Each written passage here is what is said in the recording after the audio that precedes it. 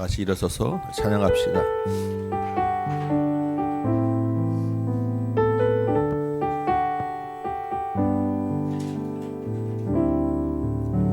우리 모두 예배하는 자 되어 온전히 영과 진리로 주를 예배하자.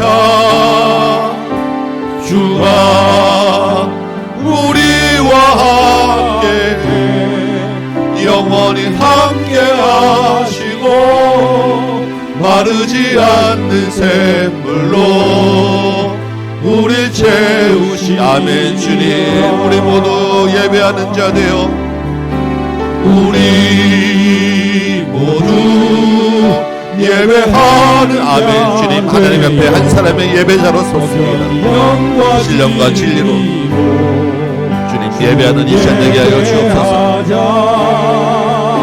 주가 우리와 함께 영원히 함께 하시고 마르지 않는 주의 은혜로 충만하게 채워 주옵소서. 주의 보혈로 새롭게 하여 주옵소서.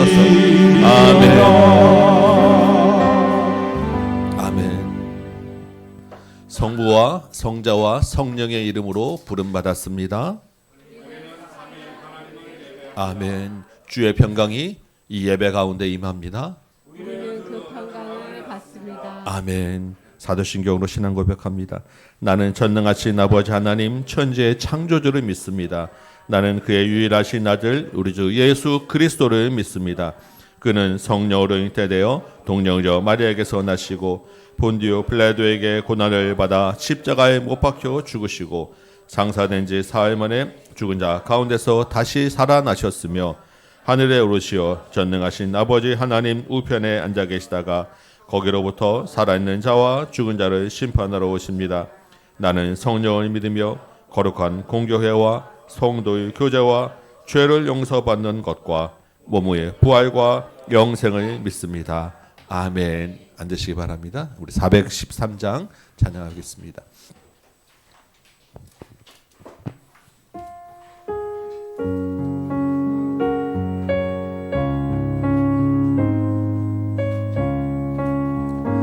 내 평생에 가는 길 순탄하여 늘 찬잔한 강 같은지 큰 풍파로 무섭고 어렵든지 나의 영혼은 늘 편안하다. 아멘. 주님 감사합니다. 내 영혼 평안해. 내 영혼 내 영혼 평안해. 저 마귀는 우리를 삼키려고 이 벌리고 달려와도 주 예수님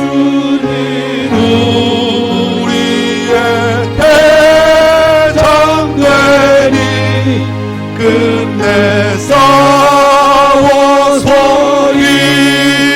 이기리라. 아멘. 내 영혼 평안해. 내 영혼 내 영혼 평안해.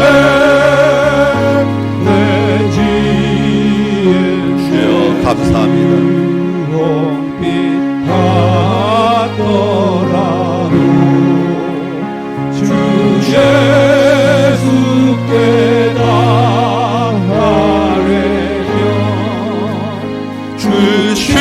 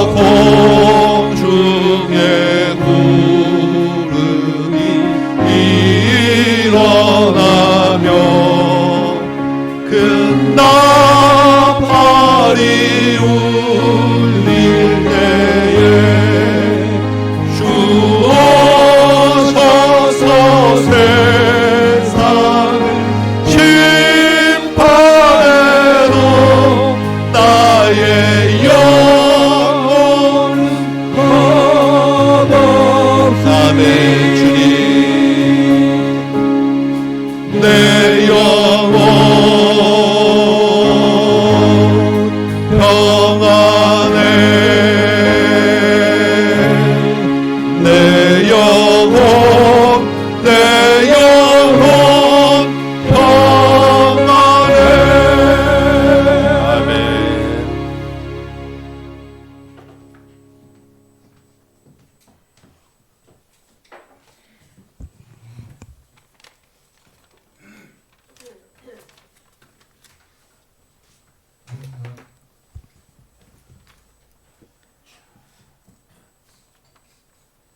영원히 우리와 함께 하시는 거룩하신 하나님 아버지, 우리를 하나님의 형상으로 빚으시고 귀한 주의 자녀 삼아 주신 하나님 아버지께 찬양과 영광을 올려드립니다. 주님의 보좌 앞으로 나왔습니다. 이 예배가 거룩하신 하나님의 이름만을 높이는 예배가 되도록 인도하여 주옵소서. 우리를 너무도 사랑하셔서 죄와 사망 가운데서 건지시려고 독생자 예수 그리스도를 보내주시고 그 귀한 보혈의 피로 우리의 죄를 사하여 주신 주님의 그 은혜에 감사드립니다. 주님의 고난을 묵상하는 사순절 기간입니다. 주님께서는 우리의 구원을 위하여 십자가를 지시는 고난의 길을 걸어가셨지만 우리는 아직도 이기적이고 자기 중심적인 사고로 이웃에게 상처를 주었던 말과 생각을 고백합니다. 또한 우리들이 얼마나 악하고 연약한지 고백하오니 하나님이 용서하여 주옵소서. 사랑받기보다 사랑하는 자로 각자가 부르심을 받은 자리에서 평화의 도구로 쓰임받아 주님께 영광 돌리는 삶이 되게 하옵소서. 역사의 주관자 되시는 하나님, 세계 곳곳에서 일어나는 모든 전쟁이 멈추고 화해와 평화를 위한 협상이 잘 이루어지게 도와주시옵소서.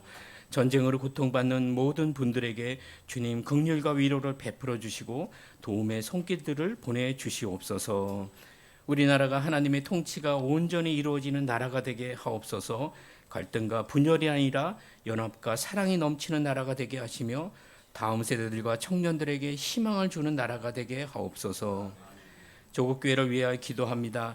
조국교회 강단을 정결하게 하사 말씀을 혼잡하게 하지 않으며 십자가의 복음만 충만하게 전하는 조국교회가 되게 하옵소서. 조국교회와 세계 곳곳에서 복음 전하는 선교 현장 가운데 초대교회처럼 수많은 사람들이 복음 듣고 돌아오는 성령의 역사가 임하게 하옵시며 선교사님과 가정을 성령 충만하게 하시며 복음 전함에 필요한 것들도 채워 주시옵소서. 우리 교회를 위하여 기도합니다. 하나님께서 영원 구원할 사명을 우리 교회에 맡기심에 감사합니다. 태국 선교와 누리처전들을 통하여 그리스도의 복음이 선포되게 하옵시며 또한 온라인 성경 강좌, 여름 학습 성경 강좌, 고난 주간 특별 기도회 등 작정한 것이 주님께 영광이 되며 우리에게는 넘치는 은혜가 있게 하옵소서. 가정별 대신방 가운데 또한 말씀으로 위로와 회복을 주시며 온전한 가정으로 살아내는 힘 얻어 돌아가는 그러한 가정 대신방이 되게 하옵소서. 우리 교회 모든 부서들을 축복하시며 헌신하는 손길로 주님의 몸된 교회를 든든히 세워지게 하옵소서. 주님, 세 분 목사님에게 영육의 강건함을 주시며 날마다 성령 충만하게 하옵소서. 이 시간 하나님의 말씀을 선포하시는 세 분 목사님을 성령께서 도우셔서 선포된 말씀을 통해 우리가 회개와 변화되는 삶을 살아내는 결단이 있게 하시며 한 주간도 말씀에 순종하는 성도들 되게 하옵소서. 존귀하신 예수 그리스도의 이름으로 기도함나이다. 아멘.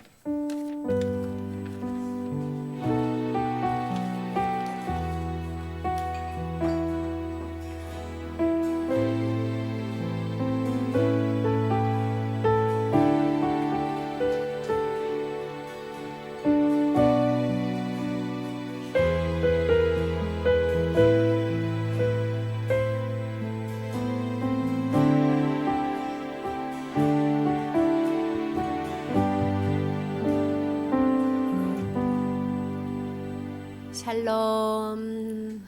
하나의 말씀 듣도록 해요. 설교 후에 어떤 설교 후에 무슨 얘기를 있었는지 볼게요. 자, 1차 전도 선교를 안디옥에서 실루기아로 갔더니 누가 있었어요? 하나님을 방해했던 사람이 하나님의 말씀을 전했더니 듣지 마 그래가지고 이 사람 어떻게 됐지? 눈이 멀게 됐잖아. 그걸 보면서 와 정말 하나님은 살아계시는구나 하면서 첫 번째로 하나님 믿는 사람이 생겼다 그랬죠? 기억나요? 그러고 나서 그 다음에 선교를 어디로 갔댔지요? 여기로 배 타고 버가에 이르렀는데 그때 누가 나는 이제 더 이상 선교하기 싫어 그랬죠. 누가가? 마가가 나는 선교하기 싫어하고 집에 가버렸어. 그래도 나머지 2명이 우리 용기를 내자. 우리는 선교 계속하자. 그래서 어디까지 갔냐면 안디옥에까지 2명이 갔어요. 그래서 안디옥에서 첫 번째 회당에서 설교를 했죠. 사도 바울이 설교하면서 누구를 얘기해 줬어요? 예수님을 얘기해 준 거야. 이제 앞으로는 누구를 믿어야 되냐면 예수님을 믿어야 되는 거예요. 예수님을 어떻게 설교했냐면 하나님이 이 땅을 다 다스리고 계셔. 하나님이 우리랑 연약하시고 우리를 지키시지만 그 하나님이 보내신 분이 누구라고? 예수님. 우리가 하나님을 믿지만 하나님이 보내신 진짜 예수님을 믿어야 돼. 근데 예수님이 오셔서 우리한테 말씀대로 오셨는데 우리가 어떻게 했다고요? 예수님을 십자가에 못 박혀 죽였다고. 근데 예수님이 죽은 건 우리 죄 때문에 죽었는데 예수님이 죽고 끝난 게 아니라 부활하시고 그 부활이 사람들의 말이 아니라 우리가 진짜 많이 봤다. 우리가 증인이다. 예수님은 부활하셨다. 그 말이 우리가 만들어낸 말이 아니라 하나님이 옛날부터 약속해 줬다. 그런데 너희들은 성경을 읽으면서도 그걸 자꾸 깨닫지를 못한다. 이렇게 얘기하면서 이제는 예수님을 믿어야 진짜 의롭게 되고 죄사함을 받는다. 그러면서 예수님을 믿어야 된다 그랬어요. 누굴 믿어야 된다고요? 예수님. 착해야 된다. 공부 잘해야 된다. 돈 많아야 된다. 기도 많이 해야 된다. 성경 열심히 읽어야 된다. 이런 게 아니야. 오직 누구만 믿으면 돼? 예수님만 믿으면 돼. 예수님만 믿으면 된다. 그 말을 믿고 아멘 하는 사람은 생명의 길로 가는 거고 그런 게 어딨어? 사람이 죽었다가 어떻게 살아나? 예수는 지 죄 때문에 죽은 거지. 뭘 우리 때문에 죽었어. 예수가 얼마나 나쁜 놈인데. 이렇게 하는 사람은 몇 번의 길로 가? 2번 멸망의 길로 가는 거예요. 그래서 이 말씀이 딱 떨어졌을 때 사람이 2개로 딱 나눠졌어. 1번 길로 가는 사람, 2번 길로 가는 사람. 오늘은 그 얘기를 해줄 거예요.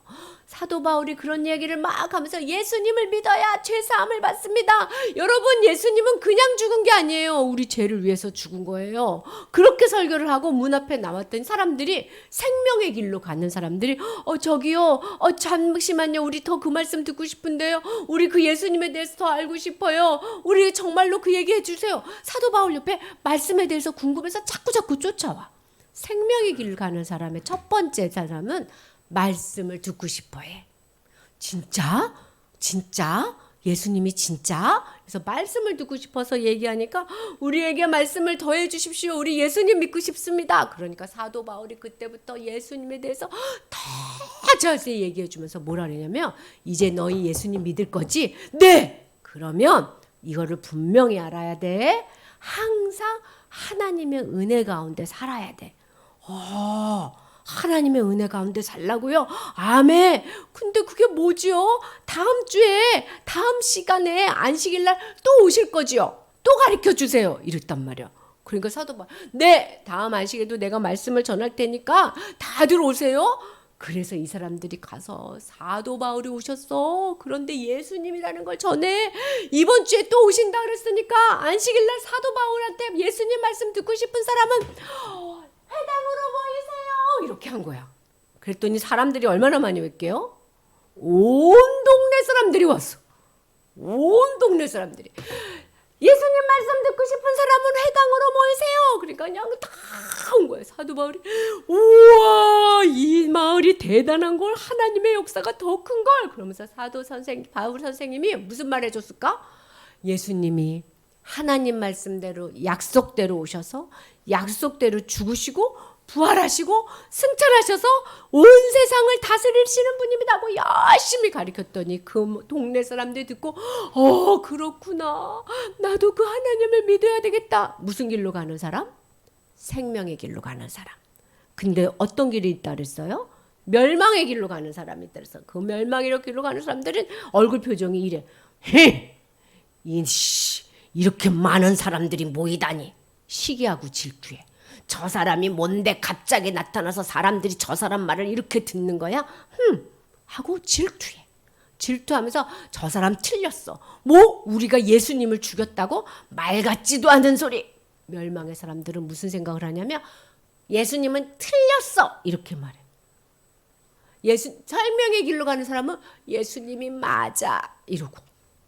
시아는 예수님 맞아요 틀려요? 아 부끄러워 이제. 그러니까 사도 바울이 갑자기 불지 않고 갑자기 나는 멸망의 길로 가는구나 이렇게 했어. 멸망의 길로 가는구나. 하나님 예수님을 부인하는 유대인들을 치우시고 예수님을 믿기로 시작한 이방 사람들에게 복음을 전하라고 했다. 그럼 사도 바울 선생님이 이 사람들이 눈을 이렇게 부릅뜨니까 하고 무서워하지 않고 강하고 담대하게 그냥 확 그렇게 또 복음을 전한 거예요. 그러니까 이 사람들이 더 화가 났지. 화가 나가지고 어떻게 했는지 하면 뒤로 가서 그 마을에 힘 있는 사람들한테 가서 일렀어. 어떻게 일렀냐면 우리 동네에 사도 바울이라는 사람이 와서 예수를 전하는데요. 아주 나쁜 사람이에요. 말 같지도 않은 그 죄인인. 자기 죄 때문에 십자가에 못 박은 그 죄인을 믿으라고 하는 거예요. 이렇게 하면 우리 마을이 엉망이 되니까 당장 내쫓아야 돼요. 막 그러니까 그 말을 들었던 사람들이 그러네. 아니 죄인을 믿으라고 그러다니 그런 거는 말도 안 되지. 우리 이대로 있을 수 없습니다. 당장 내쫓읍시다. 막 이렇게 해가지고 사도 바울을 어떻게 했을까? 사도 바울하고 바나바에게 나가라. 당장 안 나가면 너는 죽는다. 나가라. 막 그래가지고 돌멩이도 던지고 몽둥이도 던졌어. 그래서 사도 바울하고 바나바가 갑자기 무섭다 이렇게 된 게 아니라 좋았어. 괜찮소. 우리는 더 기쁨과 성령 충만해서 다른 마을에 가서 예수님을 전할 것이요. 잘 있으시오. 그러면서 기쁘게 쫙 다른 마을로 갔대요. 성령 충만해져서. 봐봐요. 예수님을 전하면 두 길의 사람이 벌어져. 첫 번째 길 사람은 어떻게? 어머 예수님 더 알고 싶어요. 따라해볼까요? 예수님 더 알고 싶어요. 이런 마음이 있으면 첫 번째 길 사람이에요. 예수님 죄송해요. 예수님 더 믿고 싶은데 잘 안 돼요. 이런 마음 다 첫 번째 사람이에요. 예수님 나 하나님 말씀 읽고 싶은데 잘 안 돼요. 도와주세요. 이거 다 첫 번째 사람이에요. 두 번째 사람은 말 같지도 않은 소리를 하고 있네. 무슨 예수가 무슨 교회가 그러면서 팔짱을 탁 끼고 눈을 부릅떠. 이런 사람은 멸망의 길로 가는 사람이에요. 이 멸망의 길로 가는 사람들은 늘 누가 꼴보기 싫게 하나님 믿는다고 교회 다니는 사람이 꼴보기 싫어. 속으로 다 미워해. 다 미워해. 교회 지금 안 다니고 있지만 앞으로 교회 다닐 사람들은 저 사람 믿는 예수님 나도 믿고 싶다 이렇게 생각하는데 나는 싫어하고 그 사람을 미워해. 그러면 어떻게 해야 되나? 이 사람들이 자꾸 괴롭히니까 하나님 믿는 사람은 하나님의 사랑 안에 꽁꽁 숨어야 돼요. 하나님 사랑 꽁꽁 숨지 않으면 이 사람이 와서 때리고 저 사람이 와서 막 하고 막 내 마음속에 막 힘들고 막 그래. 그래서 하나님이 뭐라 하냐면 예수님 믿는 너희들아 항상 하나님의 은혜 가운데 있어야 돼. 그렇지 않으면 너희가 담대할 수가 없어. 사람들이 너한테 뭐라 그럴 때 두근두근두근 부끄러워져. 그렇지 않으면 너희가 이렇게 웃을 수가 없어. 사람들이 너희를 괴롭힐 거거든. 성령 충만해서 기쁨으로 충만하려면 어떻게 해야 된다고요? 항상 하나님의 은혜 가운데 있어야 돼. 그러면 하나님의 은혜 가운데 있는 게 뭘까요? 어떻게 하는 거냐면 우리는 늘 하나님 앞에 있어요. 예수님이 내 안에 들어온 순간 예수님하고 하나님하고 친하잖아요. 그러니까 내 앞에 하나님이 늘 있어. 근데 어떤 사람은 하나님을 바라보면서 있는데 어떤 사람은 하나님을 등 돌리고 있어. 나 바빠요. 지금 이거 해야 돼요. 이러면 하나님은 은혜 안에 있는 게 아니야. 언제나 마음을 하나님을 바라보며 있는 게 하나님의 은혜 안에 있는 거야. 자기 마음을 하나님을 향해서 열어야 돼요. 해볼까? 내 마음을 하나님을 향해서 엽니다. 이런 사람은 성경 볼 때 눈물이 나. 찬송할 때도 눈물이 나. 기도할 때도 눈물이 나. 찬송하고 기도하고 성경 보는데 아무렇지도 않은 사람은 아직 하나님한테 마음을 덜 연 거야. 왜냐면 하나님이 우리를 너무 사랑하셔서 하나님한테 마음을 열면 하나님 바라보는 시간 동안 눈물이 나고 감사가 나오는 거예요. 자, 우리 한번 해보자. 내 마음을 하나님께 엽니다. 하나님께 여는 영광의 길로 생명의 길로 가는 우리 모두가 되도록 해요. 기도할게요. 하나님, 생명의 길로 예수님 믿는 길로 인도해 주셔서 감사합니다. 말씀을 듣는 자리에 예배의 자리에 올 수 있게 해주셔서 감사합니다. 항상 하나님의 은혜 안에 있어서 두려워하지 말고 무서워하지 말고 슬퍼하지 말고 강하고 담대하길 원합니다. 항상 하나님을 생각하면서 하나님께 마음을 열게 해주세요. 예수님 이름으로 기도합니다. 아멘.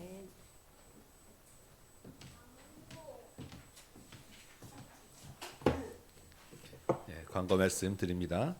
오늘은 식사 후에 각 부서별로 모이시고 목장 모임하고 마치도록 합니다. 그리고 오늘부터 이제 놀이터 전도가 시작됩니다. 그래서 우리 전도팀도 나가시지만 또 함께 마음을 같이 또 모으시는 분들 같이 나가셔서 우리 매주 만나는 우리 어린이들 만나면 좋겠습니다. 그 명간 목회 계획이 쭉 있는데 이제 다음 주 이제 내일 월요일 말고 그 다음 주부터 고난 주간이 시작됩니다. 그래서 우리는 화수목금 저녁 8시 30분에 고난 주간 기도회가 현장에서 있습니다. 매년마다 우리는 새벽 대신에 저녁에 기도회를 했어요. 그래서 이번에도 화수목금 금요일 날은 특별히 성금요일 우리 기도회에서 이제 우리 성찬식도 할 예정입니다. 그래서 기억하시고 화수목금 시간 비워두시고 저녁마다 와서 우리 고난을 묵상하며 또 십자가와 부활을 묵상하며 함께 기도하시기 바랍니다. 지난주부터 온라인 성경 강좌 월요일날 시작됐죠. 내일 말고 이제 이 격주기 때문에 다음 주 월요일날 또 있습니다. 그럼 많이 참석하시는데 좀 한 주 지났지만 지금이라도 혹시 있으시면 또 연락해 주시고 말씀 듣는 자리에 기억하고 오시기 바랍니다. 나머지 광고들은 주고 참조하시면 되겠습니다. 오늘 암송 말씀 같이 한번 해봅시다. 오늘은 사도행전 우리 14장 22절 말씀입니다. 우리 한 목소리 한번 이렇게 읽어보겠습니다. 시작. 제자들이 마음을 굳게 하여 이 믿음에 머물러 있어 간하고 또 우리가 하나님의 나라에 들어가려면 많은 환난을 겪어야 할 것이라 하고 네. 한번 외워보시기 바랍니다. 네.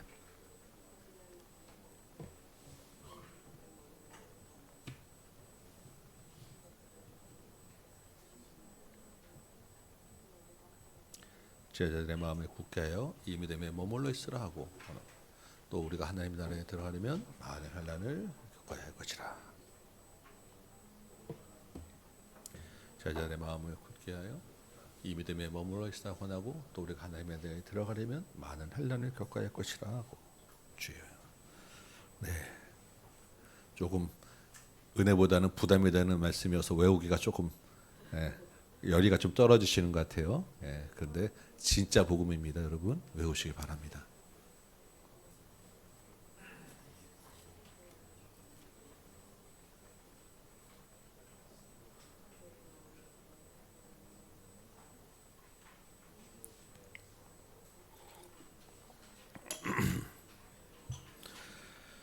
제자들의 마음을 굳게 하여 이 믿음에 머물러 있으라 권하고 또 우리가 하나님의 나라에 들어가려면 많은 환난을 겪어야 할 것이라 하고 주여. 네. 반드시 외우고 새겨서 우리 삶 가운데서 이 말씀에 비추어 가야 합니다. 아, 내가 지금 하나님 나라에 들어가는 중이구나. 아니면 내가 마음을 좀 약하게 하고 있나? 우리 다시 한번 생각하며 나아가야 될 말씀이에요. 제자들의 마음에 굳게 하여 이 믿음에 머물러 있으라 권하고 또 우리가 하나님 나라에 들어가려면 많은 환난을 겪어야 할 것이라 하고 네, 주여.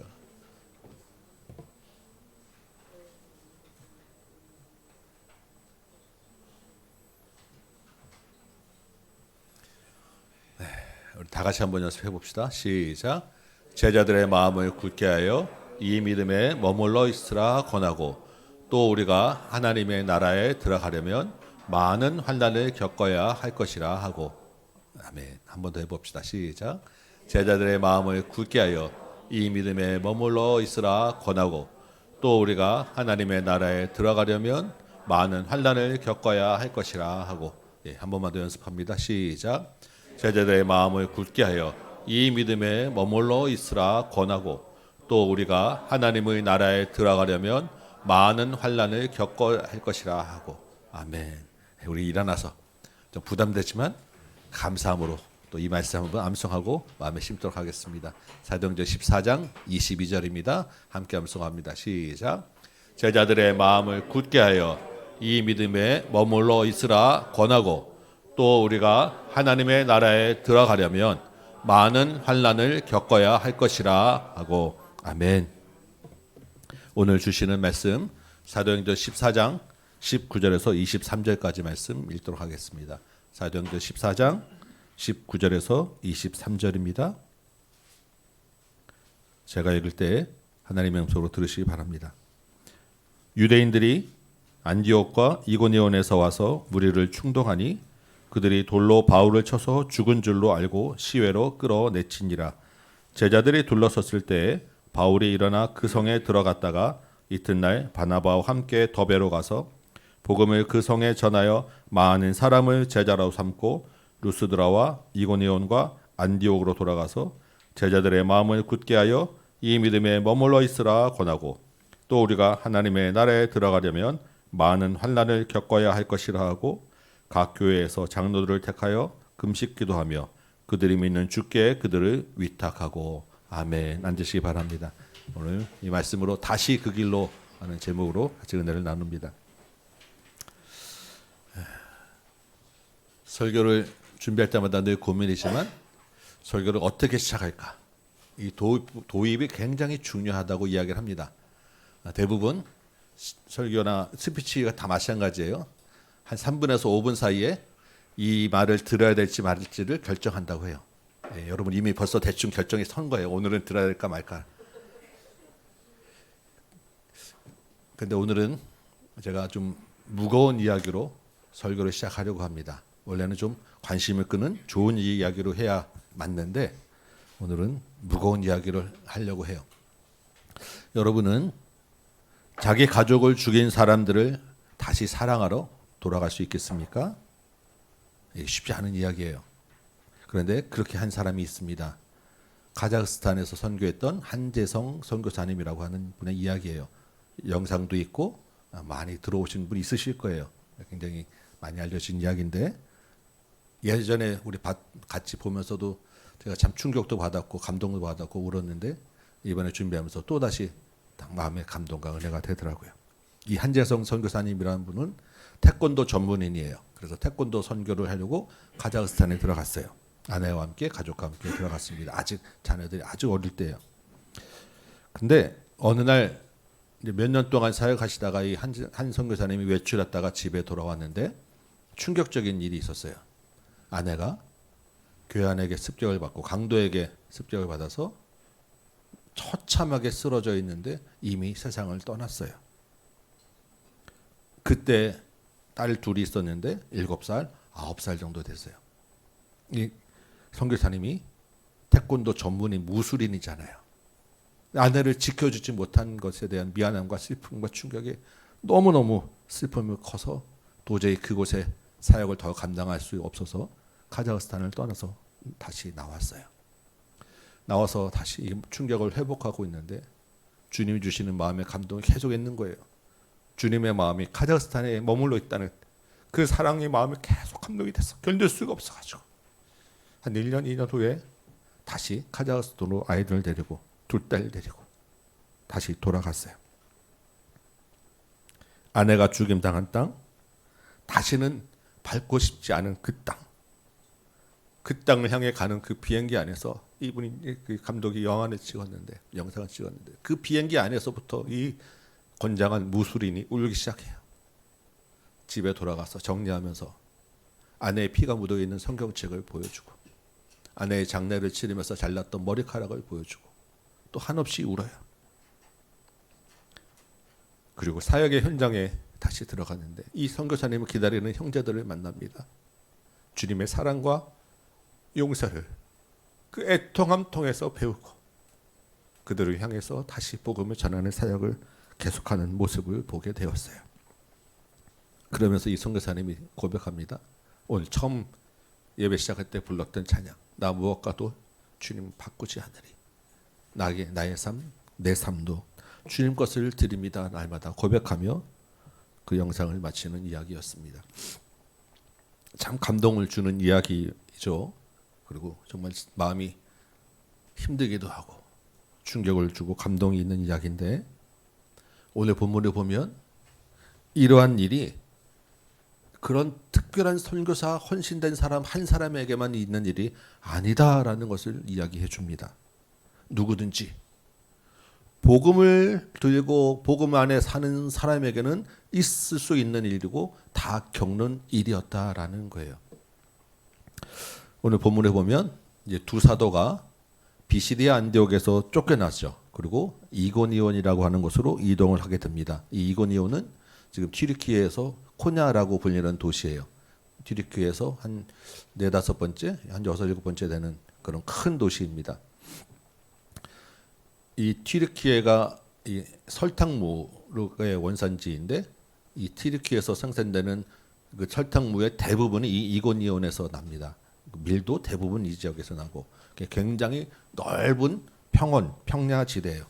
제가 지나가면서 차 타고 몇 시간을 가도 끝없이 아무것도 없이 다 평원만 펼쳐지는 그런 곳입니다.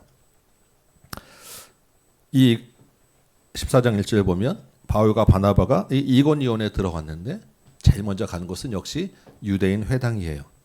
유대인 회당에서 복음을 전하니까 유대인뿐만 아니라 이방인까지도 허다한 무리가 복음을 받아들였습니다.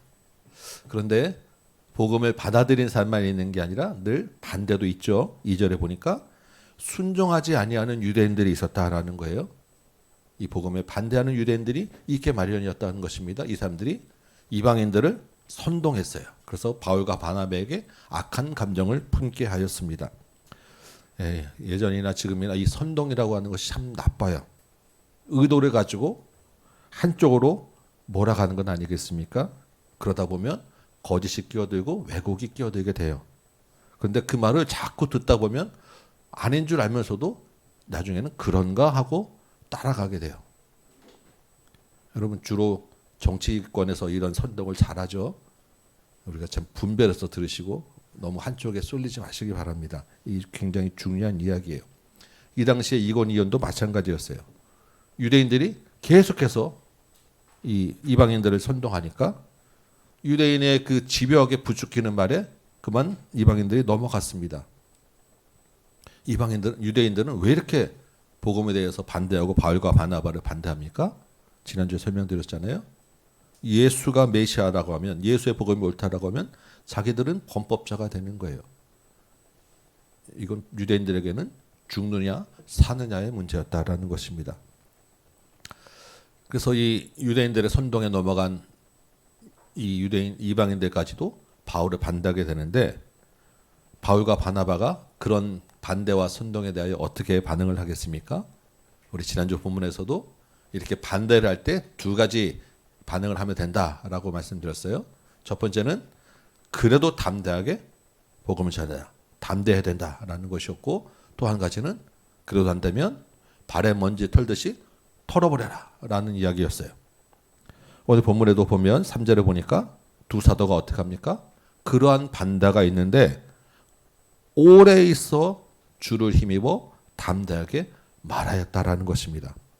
오늘 본문에 성경에는 생략되어 있지만 원래는 그 앞에 그렇기는 하나 오히려라고 하는 말이 있어요. 반대가 있었는데 그럼에도 불구하고, 반대가 있긴 하지만 그래도 오히려, 반대에도 불구하고 오히려 더 오래 머물러 있었고 더 복음에 담대하게 말을 했다라는 것입니다. 이 바울과 바나바가 오래 있어라고 하는 기간이 어느 정도였는지는 알 수 없습니다. 아마도 한 몇 개월 이상은 있었던 것 같아요. 그렇게 담대하게 그 반대에도 불구하고 복음을 전하니까 그곳에서 주께서 표적과 기사를 행하게 하셨다라고 하였습니다. 이 표적과 기사는 복음을 전하는 그 두 사도의 말이 맞다라고 하는, 확증시켜주는 그런 보증 역할을 해주는 그런 것들이에요. 주님이 스스로 이 복음이 맞다라고 증명해 주셨다라는 것입니다. 자, 여러분 이제 바울이 담대하게 복음을 전하고 이 복음이 맞다라고 하는 표적과 기사 어떤 것인지 모르겠지만 일반적이지 않는 일들이 일어났다라는 거예요. 우리 눈앞에서 일반적이지 않은 놀라운 일들이 일어나면 어떻게 됩니까? 오, 신기하다. 진짜네. 이거 맞네. 믿어봐야 되겠네. 라고 하는 마음이 드는 게 일반적이라고 생각되는데 그래서 복음을 받아들이고 많은 사람들이 정말 잘 됐겠구나라고 생각되어지는데 4절 보니까 또 다른 반응이 나타납니다. 어떤 반응이 나타나요? 신의 무리가 둘로 나뉘어졌더라라는 것입니다. 한쪽은 유대인을 따르는 자들, 한쪽은 두 사도를 따르는 자들로 분명하게 나눠지고 갈라섰다라는 것입니다. 여러분 기억하시기 바랍니다. 복음이 있는 곳에는 반드시 분열이 있습니다. 복음은 하나 되게 하는 것인데 왜 분열이 있다니 이게 지금 이상하지 않겠습니까? 근데 분열이 맞아요. 왜 분열이냐면 예수 그리스도의 복음은 하나님과 평화를 누리게 하고 그리스도와 그리스도 공동체는 연합하게 하는 하나 되게 하는 것인데 죄와 그 죄의 세력과는 갈라지고 더 멀어지게 하는 거예요. 그러니까 분열이 일어나는 것입니다. 하나가 되게도 하지만 분열도 있는 거예요. 복음이 분명할수록 죄와 사탄에게는 더욱 미움을 받게 되어 있습니다. 분명한 분열이 일어나게 돼요. 어느 편인가가 선명하게 드러나는 것이고 하나님 편에서 더욱더 하나 되는 연합이 있는 것이 복음이에요. 그래서 여러분 우리는 그리스도인은 예수님이 가신 길을 따라 살아야 합니다. 그러니까 예수님은 십자가에서 사랑과 희생과 용서와 섬김으로 본을 보이셨기 때문에 우리도 그리스도인도 마땅히 사랑과 희생과 용서로 살아야 하는 거예요. 그럼에도 불구하고 그렇게 사랑한다고 희생한다고 섬긴다고 해서 우리가 믿는 복음의 내용이 달라질 수는 없는 거예요.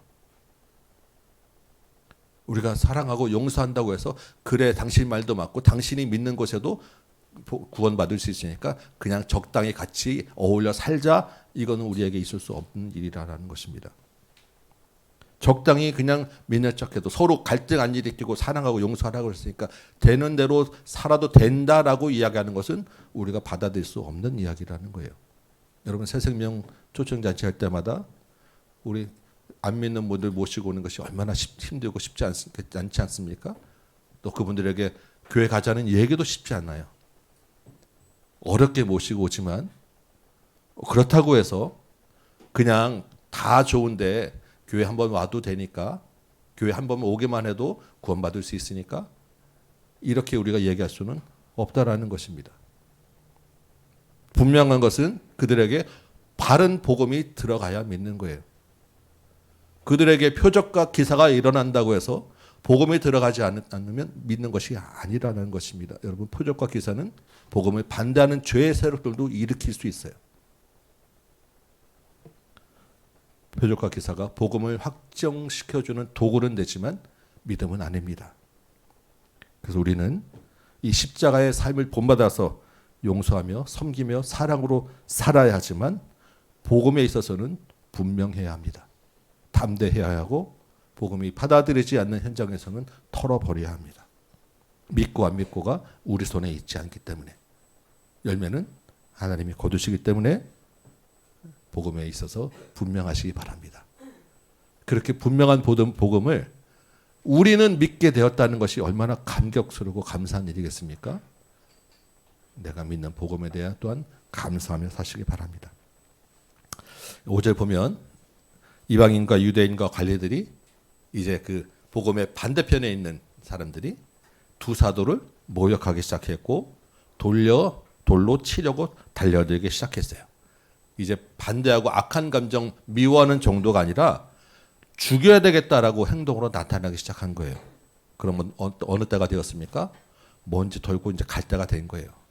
6절에 바울과 바나바가 루스드라라고 하는 곳으로 도망하여 나갑니다. 더 이상 이고니온에 있을 수가 없게 된 거죠. 그리고 루스드라에 가서 더베와 근방에 가서 복음을 전했습니다. 우리 지도를 한번 좀 보여주시면 좋겠어요. 네. 그래서 눌러주세요. 네. 1차 전도 여행이 지금 구브로로 가서 이제 육지로 올라가서 안디옥으로 갔잖아요. 안디옥이 비시디 안디옥에서 이고니온으로 갔는데 이고니온에서 다시 루스드라로 지금 돌아간 거예요. 이 비시디 안디옥, 이고니온, 루스드라 그리고 옆에 있는 더베까지 계속 보여주세요. 네. 이 지역이 갈라디아라고 하는 지역입니다. 우리가 성경에 갈라디아서 있죠. 이 갈라디아서를 이 지역에 편지를 보낸 거예요. 바울이 그동안 전략적으로 한 지역의 거점이 되는 큰 도시 중심으로 이동을 했어요. 안디옥에서 바보도 구브로 섬의 수도였었고 비시디 안디옥에서 이고니온까지 다 대도시였습니다. 그런데 원래는 이고니온에서 더베로 가야 맞는데 이 루스드라는 길이 꺾여 들어갔어요. 그리고 이 루스드라라고 하는 것은 굉장히 작은 도시입니다. 그래서 원래 바울의 계획에 있던 도시가 아니었을 것 같아요. 바울이 보통 전도에 가면 어디를 갑니까? 회당을 가죠. 근데 오늘 본문에서는 루스드라에서 바울이 회당에 갔다는 이야기가 없어요. 회당에 못 갔습니다. 갈 수가 없는 게 회당이 없었어요. 유대인들은 10명만 모여도 회당을 만드는데 이 루스드라는 작은 마을, 조용한 마을, 외딴 곳에 있었기 때문에 유대인 10명이 있을 만한 도시가 아니었다라는 거예요. 그러니까 원래 계획이 없었지만 이고니온에서 급하게 지금 도망 나와야 되기 때문에 가까운데 일단 간 곳이 루스드라였다라는 것입니다. 그런데 여러분, 바울에게는 원래 루스드라가 계획이 없었는데 하나님에게는 이 루스드라가 계획이 있었다라는 거예요. 이 루스드라에 누가 있었겠습니까? 나중에 우리가 보겠지만 바울 평생의 아들 같은 동역자 디모데가 여기에 살고 있었어요. 아직 어립니다. 근데 또 한 사람 오늘 본문에 보면 이 루스드라의 복음을 들어야 할 사람이 있었다라는 거예요. 그게 누구냐면 8절에 있습니다. 8절에 보니까 누가 있습니까? 나면서부터 한 번도 걸어보지 못한 사람이 거기에 있었다라는 거예요. 바울이 복음을 전하는데 그 사람을 주목하게 보게 되고 그 사람 안에 이 걷지 못하는 사람 안에 복음에 받아들일 만한 구원받을 만한 믿음이 있었다라는 거예요. 바울이 보고 어떻게 하죠? 큰 소리로 내 발로 일어서라 했더니 그 사람이 벌떡 일어나 걷게 되었습니다. 이고니온에서 급히 도망하여 나올 때는 바울이 실패자처럼 보였어요. 루스드라는 계획이 없던 작은 마을입니다. 그런데 하나님이 인도하시는 대로 발걸음을 따라가고 그곳에서 복음을 전했더니 거기에 하나님의 계획과 준비된 영혼이 있었더라라는 거예요. 하나님은 살아계셨고 복음에는 실패가 없었더라라는 것입니다.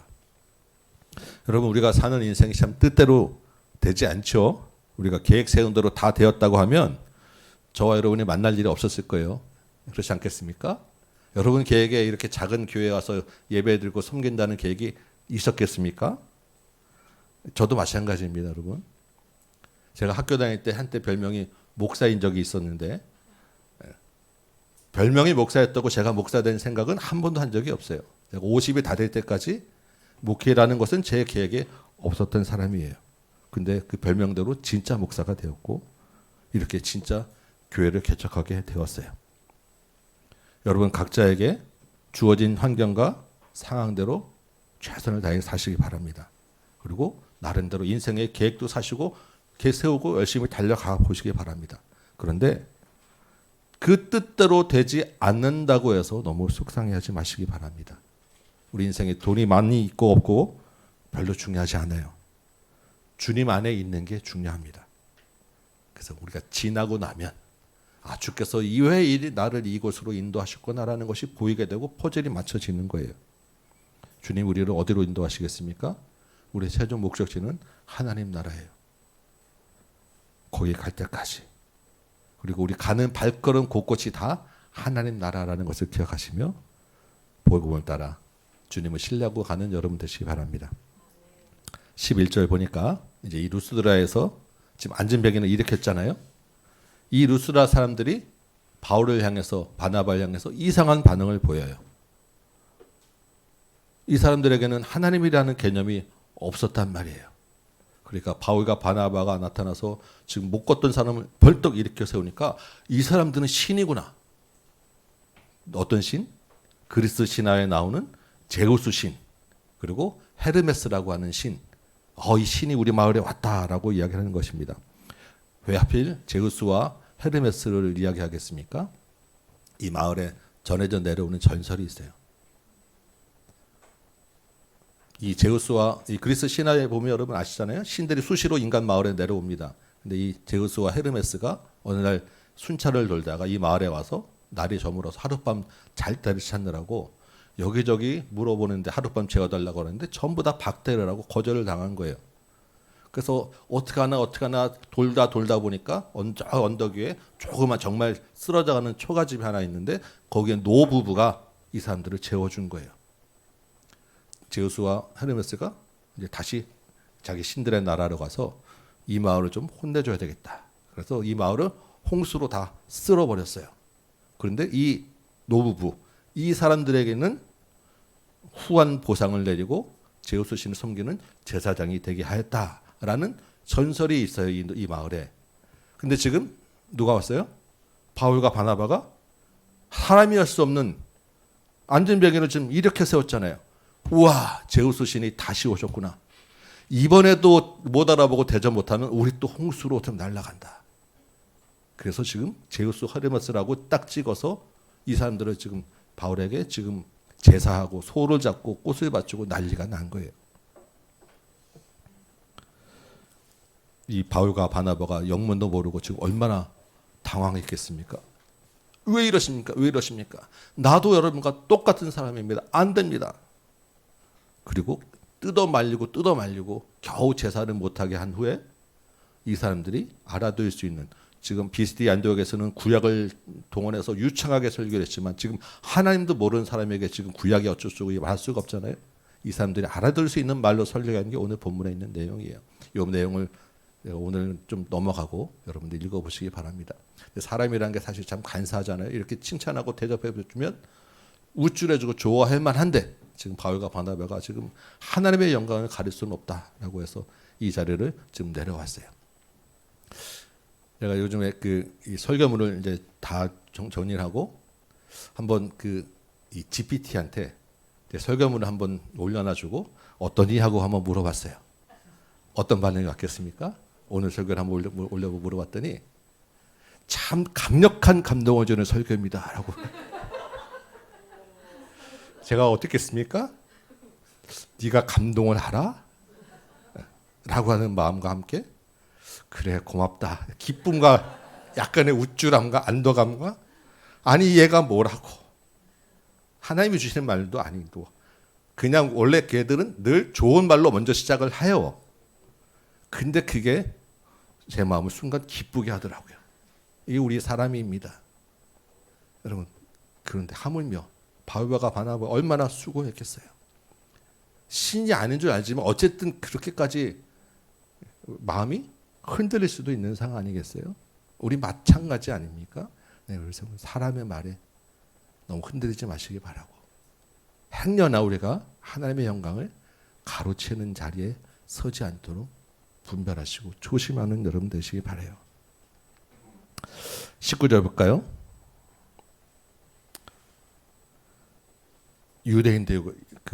유대인들이 안디옥과 이고니온에서 루스드라까지 쫓아왔어요. 바울을 반대했던 사람들이 여기까지 와서 이 마을 사람들을 충동한 거예요. 이 마을 사람들을 또 선동한 것입니다. 방금 전에 지금 제우스와 헤르메스라고 신이라고 제사하려고 하던 사람들이 어떻게 합니까? 바울을 돌로 치려 하는 거예요. 이게 사람의 칭찬의 실상이에요. 이게 세상에 주는 명예의 실상입니다. 한순간에 나를 칼로 들이대는 게 사람의 칭찬이에요. 이번에는 바울을 쫓아내려고 위협한 게 아니에요. 진짜 돌로 쳐서 죽였어요. 그 돌에 맞아서 바울은 쓰러져서 죽은 사람이 되었습니다. 그리고 그 죽은 줄 알고 시외로 마을 밖으로 내던져 쳐버렸어요. 과거에 기독교를 박해해서 기독교 믿는 사람들을 끌어냈던 바울이고 스데반을 돌로 쳐서 죽였던 사람이 이제는 끌어내침을 당하고 자기가 돌에 맞은 거예요. 여러분 이걸 뭐라고 하겠습니까? 잘됐다. 네가 한 대로 받지. 인강본에 다른 종교 말로 하면 아이고 네가 그 업보야 업보. 이렇게 생각할 수 있지 않겠습니까? 돌에 맞으면서 혹시 바울이 그때 내가 왜 그랬을까? 그때 내가 돌로 좀 치지 않았으면 내가 이 꼴 안 당했을 텐데 라고 생각했겠습니까? 이게 바로 뭐냐면 복음의 길을 가다가 만나는 일인 거예요. 우리 앞에도 있을 수 있는 일이고 우리가 당하는 일이라는 것입니다. 그래서 여러분 20절 보니까 어떻게 됩니까? 죽은 줄 알았던 바울이 일어났어요. 우리는 날마다 죽지만 날마다 돌에 막지만 날마다 부활하는 사람입니다. 다시 일어나는 거예요. 주님이 우리를 이렇게 세워주셨어요. 일어나면 어떻게 해야 됩니까? 방금 돌에 맞았던 그 성으로 다시 들어가는 거예요. 이게 바울이고 이게 복음이에요. 여러분 미치지 않고서요. 방금 돌로 치던 사람들이 있는 곳으로 어떻게 다시 들어갈 생각을 하겠습니까? 근데 바울은 진짜 복음에 미친 거예요. 주님의 마음으로 영혼 돌보는 일에 미친 것입니다. 죽음의 위협이 있지만 그곳에 또 누가 있어요? 자기가 전에서 예수 믿게 된 사람이 있잖아요. 그 영혼을 돌봐야 되는 것이고 그 사람들은 바울도 돌로 쳤는데 그 약한 사람들이 얼마나 고난 중에 있겠습니까? 그 성도들을 돌봐야 된다는 마음이 들었던 거예요. 다시 들어가서 거기서 하루를 묵고 다음날 더베로 이동을 하는 것입니다. 더베 가서 또 뭐 합니까? 죽다 살았으면 며칠 몸이라도 좀 추스리고 좀 쉬어야 될 텐데 복음 전하는 것이 이제는 지긋지긋할 만도 한데 또 거기 가서 복음을 전하고 제자를 삼는 일을 하고 있는 거예요. 그렇게 21절 보니까 그렇게 일을 마치고 루스드라와 이고니온과 안디옥으로 돌아갑니다. 그리고 배를 타고 처음 출발했던 수리아 안디옥으로 돌아갑니다. 우리 지도를 한번 볼까요? 다시. 네. 다시 왔던 길을 되돌아가는 거예요. 아마도 바울의 처음 그 계획은 비시디 안디옥에서 이고니온에서 더베를 갔다가 옆에 길리기아라고 하는 곳이 있죠. 거기에 보면 다소라고 하는 마을이 있어요. 큰 도시고 바울의 고향입니다. 루스드라가 아니고 이고니온에서 더베, 다소 그리고 안디옥으로 돌아가는 게 원래 계획이었을 거예요. 한 바퀴 이렇게 돌아서. 근데 계획이 바뀌었어요. 다시 돌 맞아 죽을 뻔했던 것, 자기를 박해하고 선동해서 충동하고 쫓아냈던 곳으로 다시 돌아가는 거예요. 어느 곳 하나 만만한 곳이 없었잖아요. 근데 그 길을 다시 돌아가는 거예요. 소위 우리 남자들 같으면 군대 생활 힘들게 하신 분들은 그것을 향해요. 부대를 향하여 오줌도 누지 않는다고 얘기하지 않겠습니까? 그런데 지금 그 길을 다시 돌아가는 거예요. 왜 이 길을 가겠습니까? 돌아볼 성도가 있으니까. 돌아볼 교회가 있었기 때문이에요. 여러분 우리가 성경에서는 그냥 한 줄에 이렇게 이고니온 갔다 루스라 갔다 더베 갔다 뭐 이렇게 써 있고 지도도 그냥 이렇게 보니까 우리가 이게 감이 잘 안 오는데 그래서 그냥 가까운 옆 동네 마실 가는 것처럼 혹시 느껴질 수 있을지 모르겠어요. 그런데 실제 이 길이 그렇게 간단치가 않습니다. 내가 이 길을 바울처럼 역시돈으로 한번 차를 타고 지나갔었는데 말씀드렸지만 정말 가도 끝없는 벌판 아주 오래 가는 길이에요. 바울이 이 넓은 벌판을 도망 나와서 하염없이 걸어겠구나. 제가 차를 타고 가면서 그 생각을 하는데 마음이 이 길을 어떻게 걸어갔을까라는 마음이 딱 들면서 또 한편으로는 다시 그 역순을 가는 차를 가면서 이 길을 다시 또 걸어가는 그 바울의 발걸음과 마음은 어땠을까라는 생각이 마음에 들더라고요. 그렇게 바울을 다시 돌려보내고 그 돌아가는 그 바울을 바라보는 주님의 마음은 또한 어떠했을까라는 마음이 들고 묵상이 되더라고요. 이 길을 돌아가서 제가 지난주에 말씀드렸지만 다시 비시디 안디옥 회당에서 갑자기 예배를 드리게 되고 인도를 하게 되었잖아요.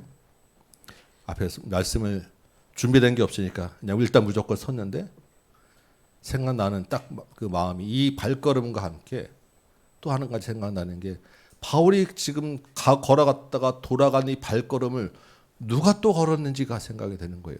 여러분 이 길을 누가 또 걸었겠습니까? 바울을 반대하는 사람들이 이 길을 건 거예요.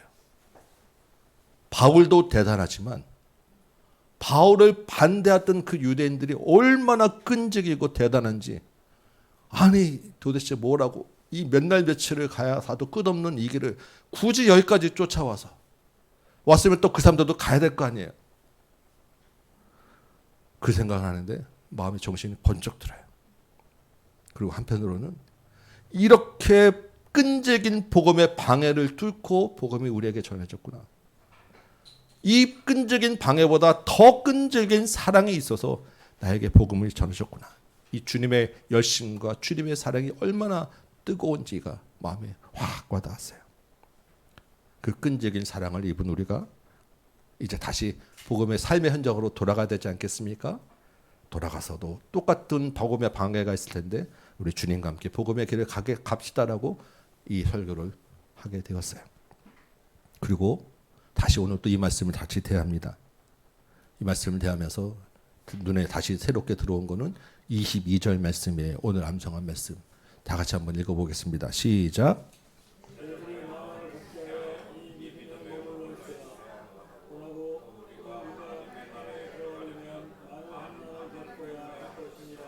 네. 돌에 맞아 죽을 뻔했던 그 길, 지나온 길을 돌아가면서 곳곳에 남아있는 성도들에게 권면한 바울의 말이에요. 그리고 이 말씀은 또한 여전히 고난의 현장에서 살아가고 남아있는 저와 여러분을 향한 주님의 말씀입니다. 마음을 굳게 하시기 바랍니다. 믿음에 머물러 있으시기 바랍니다. 하나님은 전능하신 분이고 예수님은 죽인도 이기신 분인데, 아니 예수를 믿고 하나님 믿으면 우리가 좀 잘 살아야 되는 거 아닌가?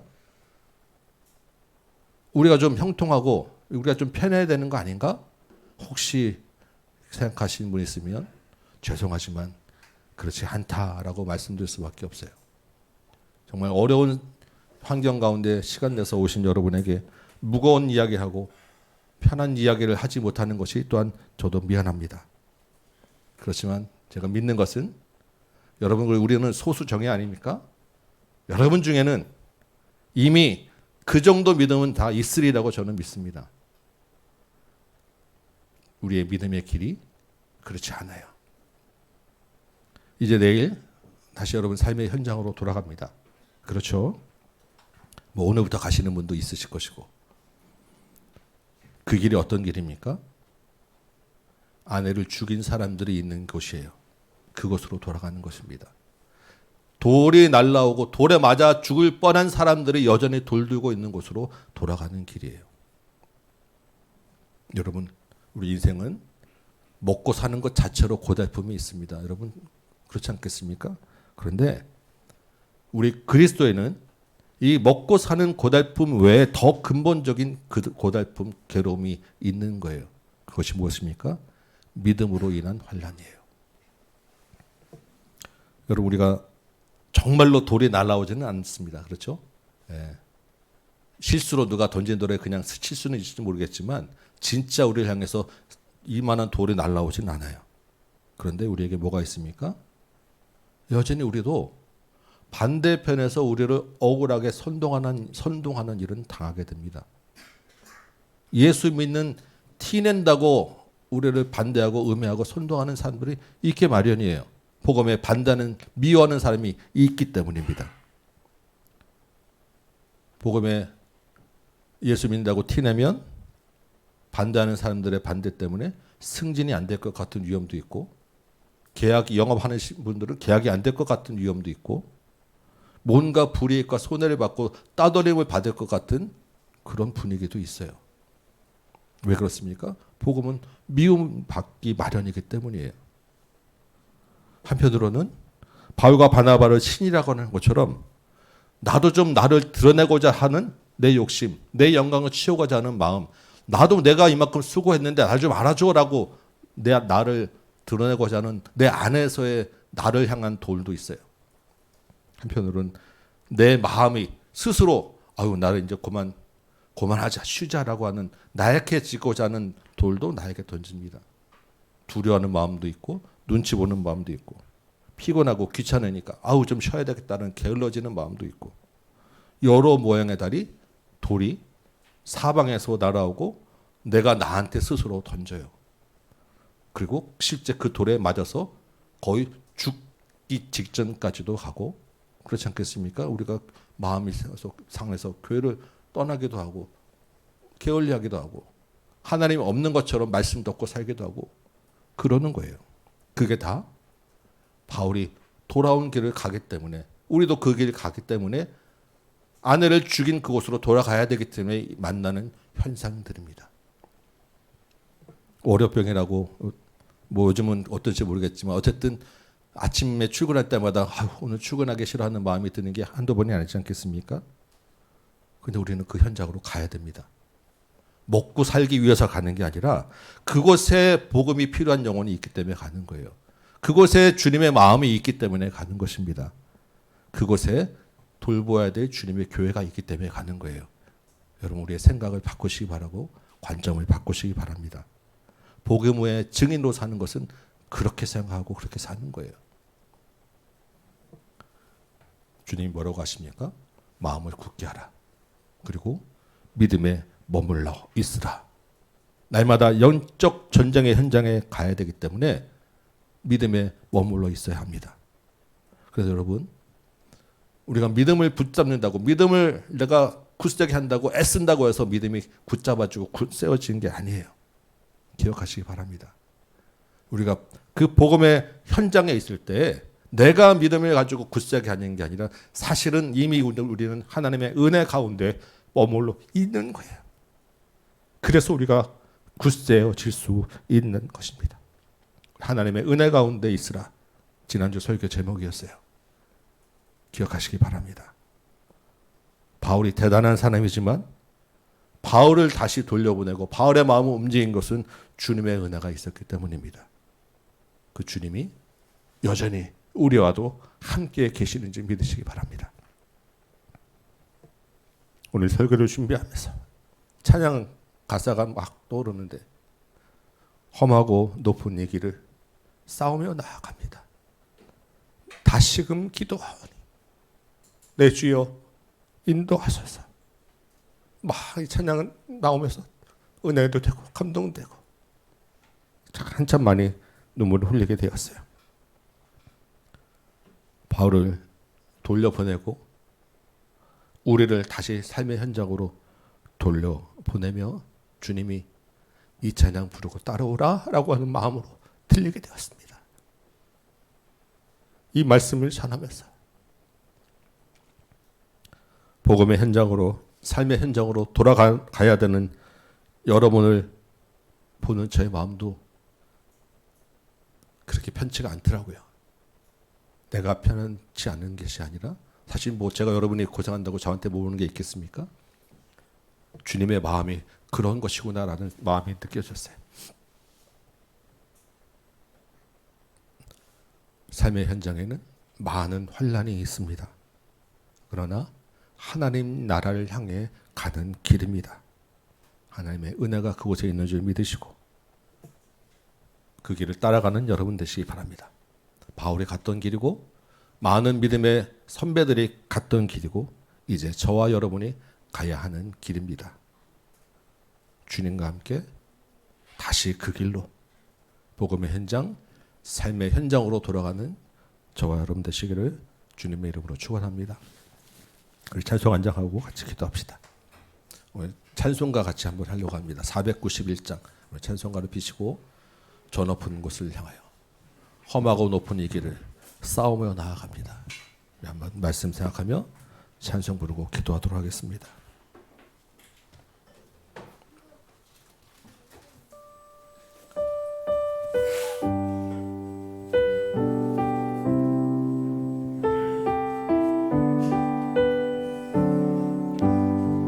저 높은 곳을 향하여 날마다 나아갑니다. 내 뜻과 정성 모아서 날마다 기도합니다. 내 주여 내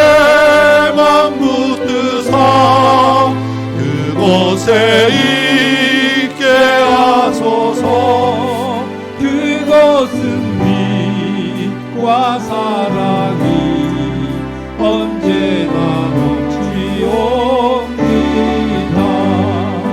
외로움과 죄가 있는 나 비록 여기 살지만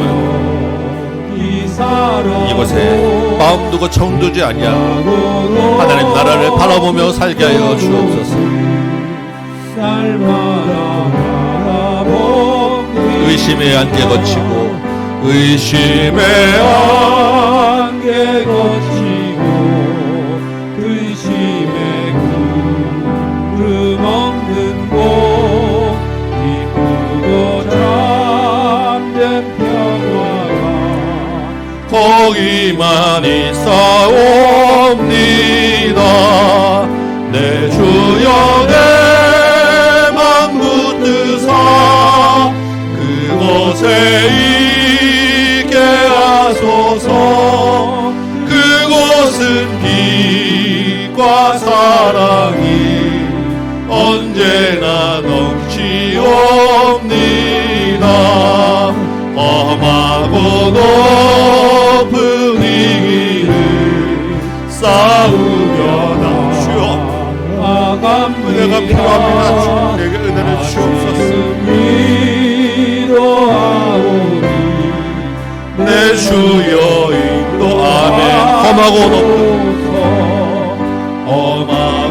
높은 이 길을 싸우며 나아갑니다. 다시금 기도 주여 인도하여 주옵소서. 내 주여 인도하소서. 내 주여 내 맘 붙드사 그곳에 있게 하소서.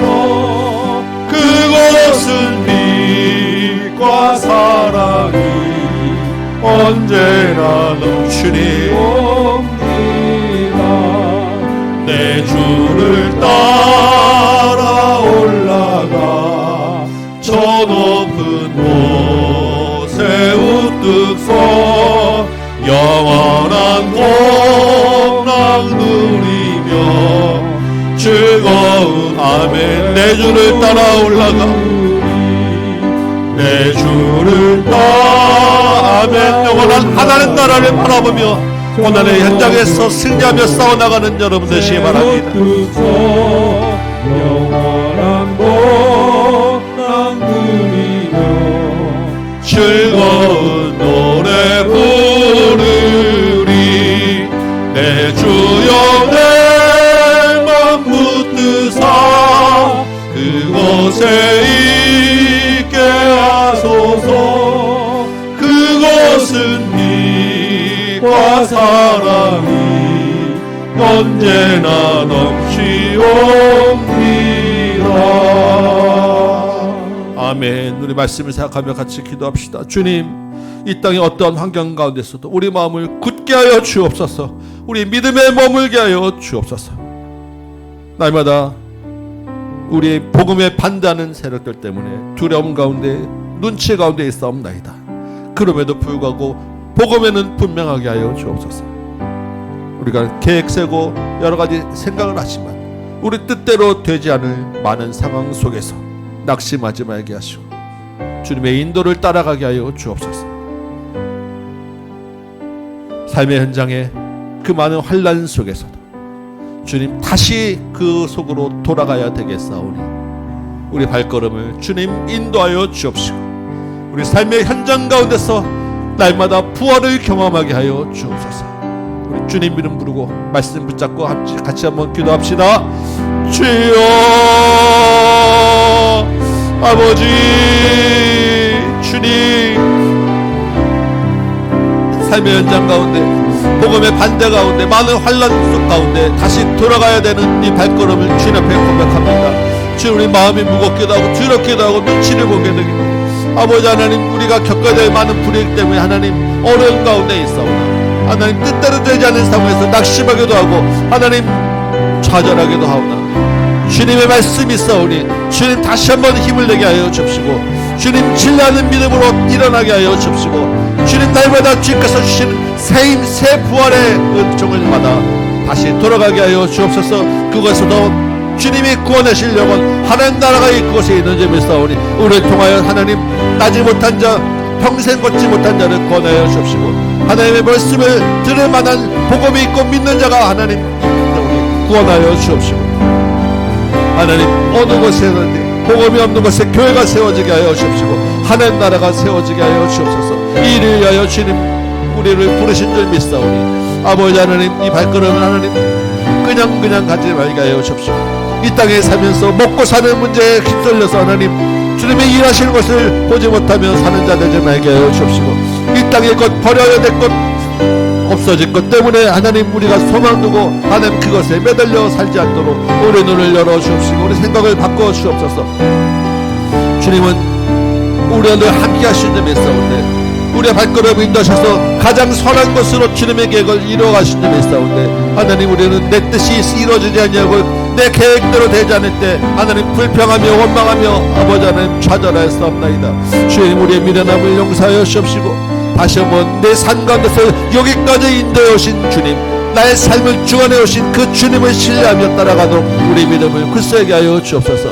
아버지 하나님 우리가 우리 힘으로 믿음을 굳세게 하려고 하지만 주님 우리는 그렇게 할 만한 존재가 못 되었나이다. 그럴 만한 믿음이 없사옵나이다. 주여 아버지 하나님 주님의 은혜가 필요하오니 주님의 은혜 가운데 머물러 있게 하여 주옵소서. 주님 은혜 가운데 있게 하여 주옵소서. 주님 우리가 복음을 현장하는 그 발걸음 가운데 그 현장 환난 가운데 이미 주님의 은혜가 충만한 곳임점이 있사오니 주님 그 은혜 가운데서 우리가 이기게 하여 주옵소서. 날마다 험한 싸움 이겨 나가게 하시고 주님 그 복음의 현장에 가는 날마다 주님이 바라보며 하늘나라를 바라보며 소망을 삼아서 아버지 하나님 눈물 흘리며 가는 길일지라도 그것에서 주님의 위로가 있게 하여 주옵시고 그것에서 주님이 예비하신 보상이 있게 하시고 그것에서 주님의 말씀 주님의 아버지 하나님 은혜를 있는 자들도 주님 도와주옵소서. 우리 모든 심령들을 주님 굳세게 하여 주옵시고 약해지지 않도록 도와주옵시고 다시 일어날 수 있는 힘을 허락하여 주옵소서.